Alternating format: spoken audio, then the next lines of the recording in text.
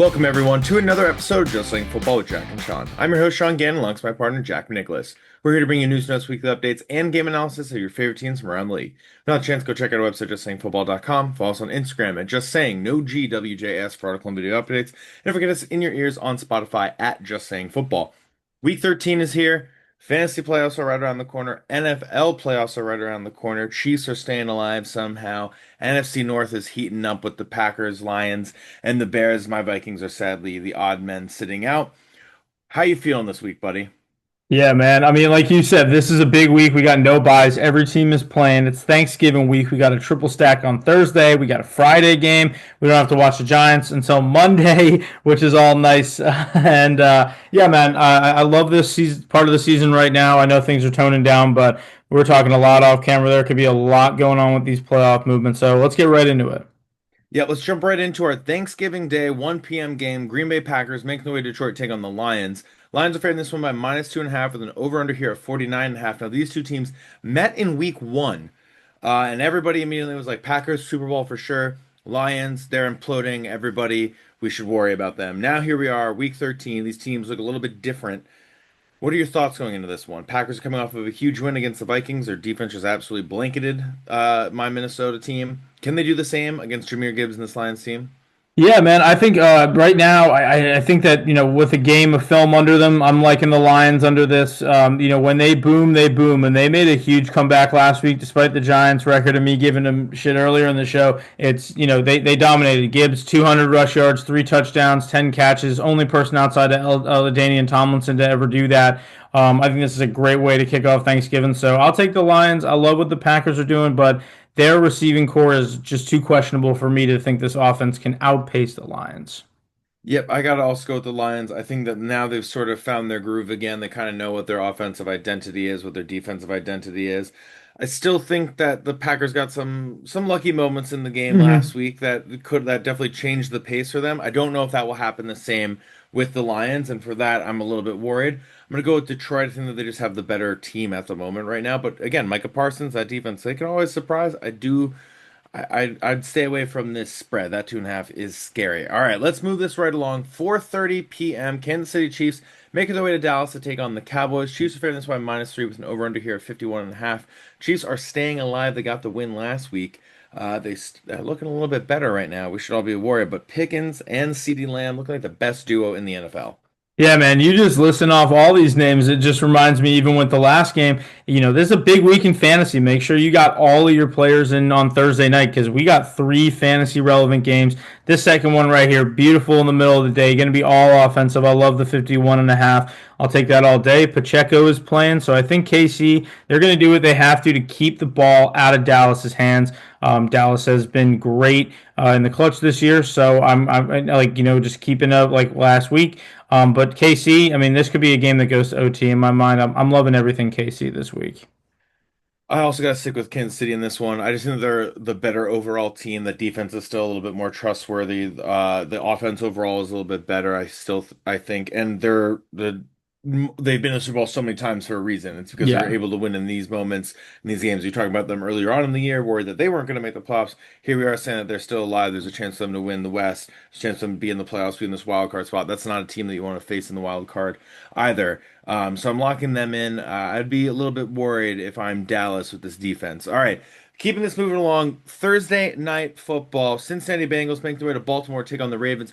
Ravens are favored in this one -7 and over under here at 51.5. I'm locking in the Ravens. You have T. Higgins on injury. You have Joe Burrow potentially coming back, or probably coming back for this one. I don't like that. I don't think he should play at all this season, considering how far away they are from even making the playoffs. Chase is coming back. I'm just worried about the ability for Joe Burrow to stay upright. I'm worried about their defense being able to stop Lamar Jackson. I'm taking the Ravens, no questions asked, and I'll take the spread. Yeah, I'll take. I mean, I like Baltimore by a touchdown. I'll take that as well. I think this is going to be a big offensive game for the Ravens. Lamar, no touchdowns last week. Low scoring game with the Jets. I felt like he was kind of pulling back, but 5 straight wins for Lamar. They're playing at home. They're in prime time on Thanksgiving. I feel like this is going to be a big passing day, so I'm loving the Lamar 2 touchdowns. Loving his rushing yards. I think they're only at like 25 this week. But the Bengals, they're bleeding, in defensively, so they need real opportunity to stop Derrick Henry, which I don't think they will have this week. So I love Derrick Henry for 2 touchdowns as well. Like that was a game plan against the Jets last week. This game they're going to start letting loose. So yeah, Ravens. All right, I like it. Let's keep this moving along. Chicago Bears making the way to Philadelphia to take on the Eagles. Eagles are favored this by -7 with an over-under here of 44.5. Bears and Eagles, man, this is going to be, I think, a surprisingly good one for Black Friday. I wouldn't necessarily sleep on this game. I think the Bears are going to be chomping at the bits for a get-right game after last week. And same with the Eagles following that blown lead. You got to wonder, like, where is Saquon Barkley in all this?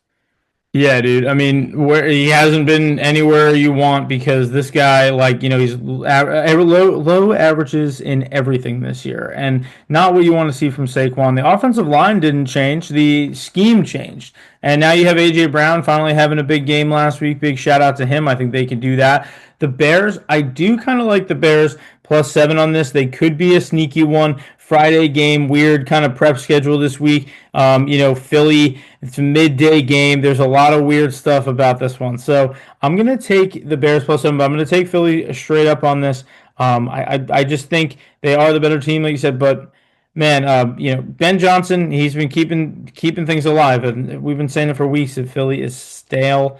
And yeah, Bears right now they got the top two guys in interceptions, best takeaways, in the whole league. So I like the Bears +7.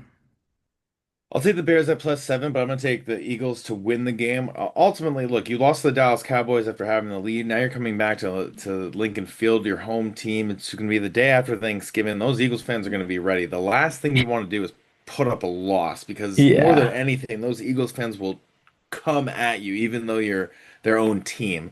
So I'm going to lock in Philly with this one. I just think that if they lose this game, depending on how they lose, obviously, look, if the Hmm. Bears win in like some crazy way, or the Bears are able to win on like a last second field goal, maybe look at the game a little bit differently. But Hmm. if they lose this and it's a little bit embarrassing, similar to how it was last week, I think then you start to worry about the Eagles and their identity, and then we start going back to that 2022 season, that 2023 season. But I'm going to lock in them this season. You're the defending champs. This is the expectation. These are the games you got to win. Yeah. All right, let's keep this moving along. Sunday games. San Francisco 49ers making their way to Cleveland to take on the Browns. 49ers for this one -6.5 with an over-under here of 40.5. Shadur Sanders got his first win in the NFL last week. All right.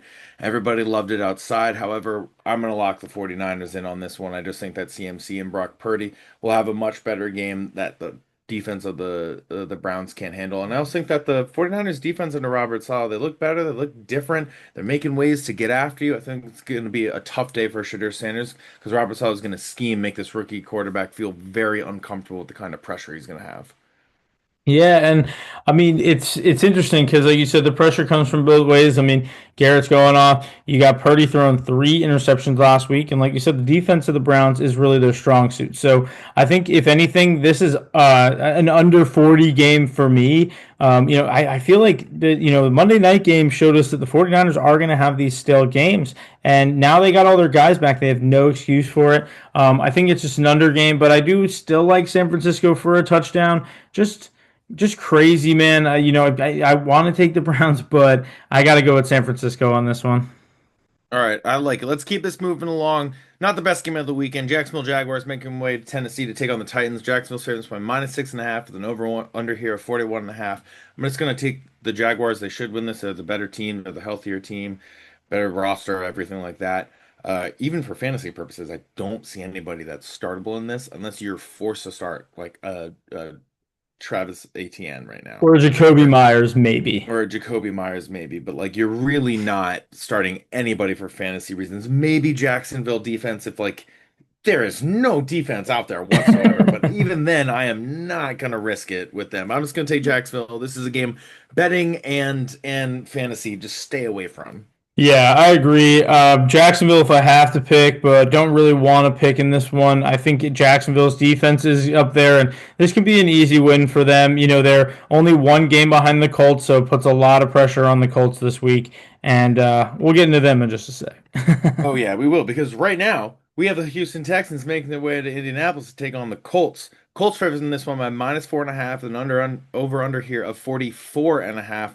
Davis Mills has found ways to win, but it's looking like CJ Stroud is finally going to be back in this one, which is a huge boost for this Texans team. They're coming off that 8-sack game last week. What are your thoughts going into this one? Is there a chance for them to win this game? Yeah, I think there is. I mean, 8 sacks against Josh Allen last week. You have to think, thank God the Colts have a good offensive line, but that has to spill some trouble for our boy Jonathan Taylor, who's on a record pace right now. Not a great matchup for him, in my opinion, but I do think this could be a big Alec Pierce week because Pittman's going to have his hands full with Stingley. I think that, I could comfortably. I like Indianapolis in this game, but I am going to take the Texans. I think they've just been finding these random ways to win, and if the Texans win, it sends them one game under the Colts, and the Jaguars will be above them, and it's going to make the AFC South race weirdly tight. I'll go opposite you. I'll take Indianapolis in this one. These last week was just awful for everybody on that offensive side of the ball. Chiefs are really just making everybody uncomfortable. I think this is a game where like you get right. You try to. You have to go back to your bread and butter. You're going to have your home crowd. You have a better offensive line. The expectation is that you're going to be able to at least move the ball on the ground more effectively than the Bills did last week. So I'm going to lock them in. Another game that nobody really cares about. We have the New Orleans Saints making their way to Miami to take on the Dolphins.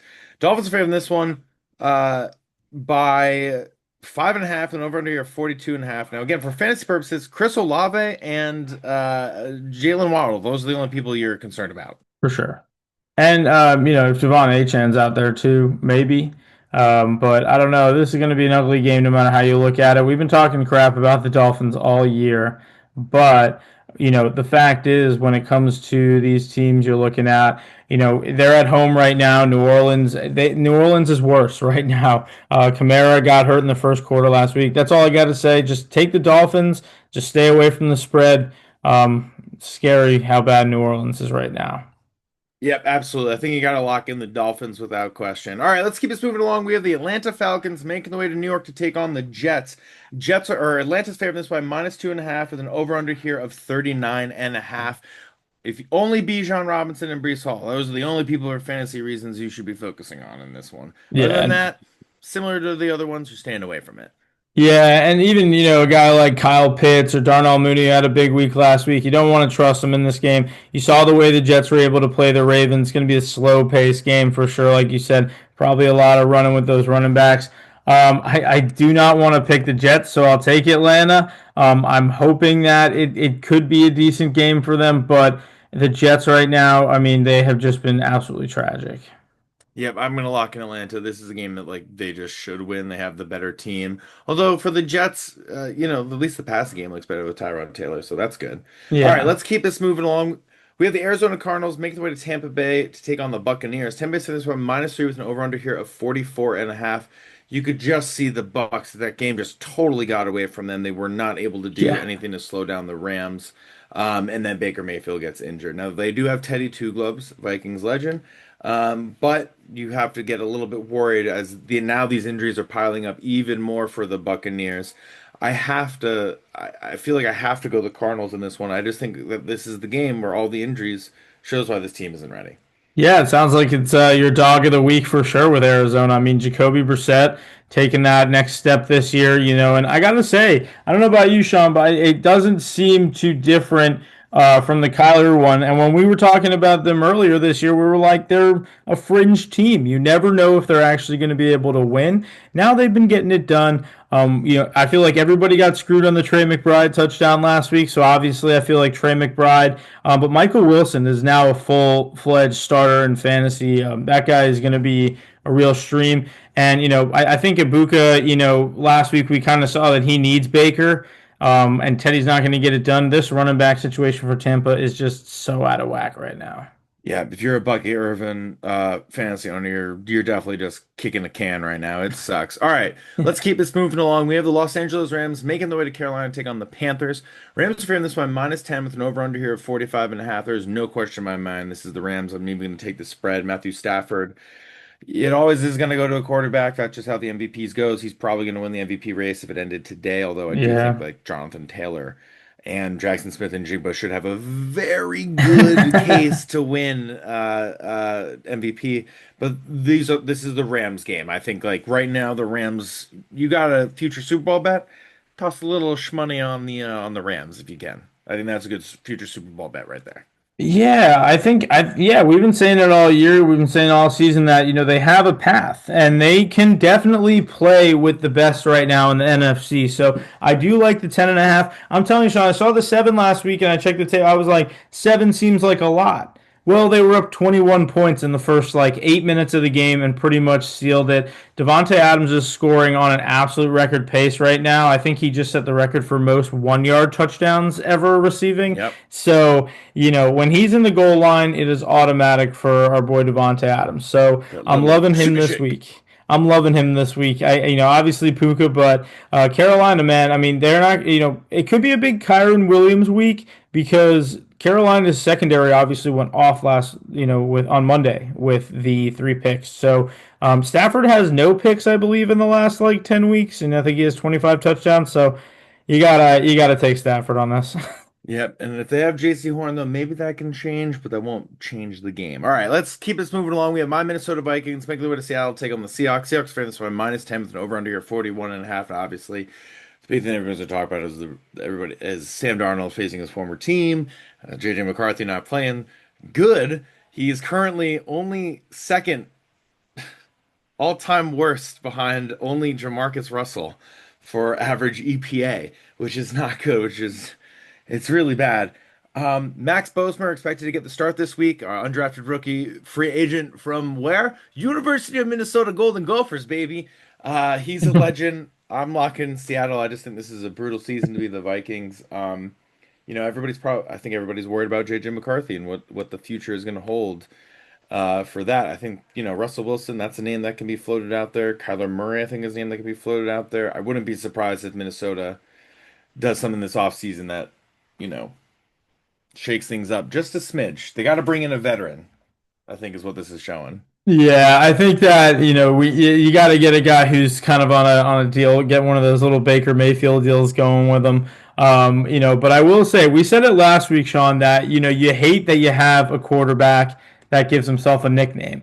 But you know what Sean hates more than a quarterback who gives himself a nickname? A guy who cannot back that shit up. And that's what JJ McCarthy's doing to you. And for like Sean needs another reason and another season of just saying to have Vikings quarterback issues. But this is a real ride, man. And I'll take the Seahawks. They're at home, hardest place to play. You got an undrafted rookie possibly playing in one of the most crazy places. With a Let's great defense in Seattle, Yeah. like this is all stacked up against you. And if it was anybody but Minnesota, you'd be like, maybe there's a chance. But historically, Minnesota's win that. All right, let's keep Yeah. this moving along with the Buffalo Bills making their way to Pittsburgh to take on the Steelers. Buffalo's favorites from -4.5 and over under here 47.5. It's still not looking like Aaron Rodgers is going to be in this one. He did break his left wrist, so that's something to keep in mind. Josh Allen, though, that no true wide receiver one is killing him. But I am going to lock in the Bills. I think Mason Rudolph really helps this team take a step back. No offense to Mason Rudolph, but it's just not the same. And we've seen that throughout his entire career with with the Steelers. You get like one good game, maybe two good games, and the rest is like brutal. Yeah, I mean, you're looking at it like, the Buffalo Bills, they got to have a chip on their shoulder after that 8 game sack game in prime time, loss against Houston. Definitely do not like Pittsburgh this week with, Mason Rudolph. Only 7 incompletions last week for him, but I just don't see them getting the offense going. It's going to be a tough one, and I think this is a get right game for the Bills, unless the Steelers, do their thing and start getting some early turnovers. Yeah, and I think that's going to be. I think it's going to be harder than we think, even though he ended the game last week on an interception. But let's keep this moving along. We have the Las Vegas Raiders making their way to LA to take on the Chargers. Chargers famous by -9.5 and over under here of 41.5.